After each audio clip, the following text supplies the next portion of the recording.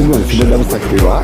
මා ඔබට අද විස්තර කරන්නේ ඕනෑම රටක රාජ්‍ය තාන්ත්‍රිකයන් අතර දෙපාර්ශ්ව අතර වැඩ කටයුතු කර ගැනීමේදී තානාපතිවරයෙක් කොන්සලාතුවරයෙක් මේ විදිහට පත් කරන ඉතින් මා හඳුන්වා දුන්නේ නාපෝලියේ ඉන්න කොන්සලාතුවරයෙක්. බොහෝ දෙනෙක් දන්නේ නැතිව ඉතින් මම හිතනවා නොදන්නවා නම් නොදන්නවා ගැන පිළිස මා දැන් ඉන්නේ නාපෝලි ලුසියා. ඒ කියන්නේ පියස්ස පුසිතෝ පවරගෙන ඉදිරියටම පියස්ස වික්ටෝරියා පැත්තට යනකොට නැත්නම් ලුංගු මාර්ගය කියන ප්‍රදේශයකට මෙන්න මෙහෙම තියෙන මනරම් වූ කඳුලැටයක්. මේ මෙතන ගම් පස්සේ තාම විශිෂ්ටාකාරයි. ඉතින් ඒ ඉස්ගිරි පිටින්ම මෙහෙම ඉස්සරහට යනකොට ටිකක් දුර යනකොට තියෙනවා වම් අත පැත්තේ තියෙනවා රෙස්ටුරන්ට් බිසේරිය එකක් සමාගරිත කියලා කියන නම.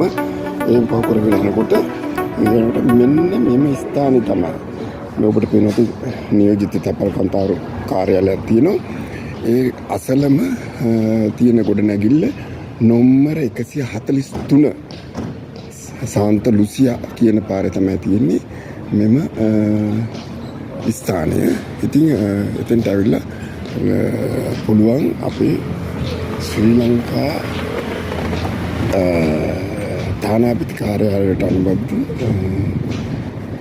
කොන්සලාතු කාර්යාලය දැන මෙහි පළවෙනි තට්ටුව තමයි තියෙන්නේ. මේ එතනින් ඉදිරියට ගියන් පස්සේ පියස්ස වික්ටෝරියා පැත්තට යන පාර, මේ ලුංගු මාර්ගය කියන පැත්තට යන පාර.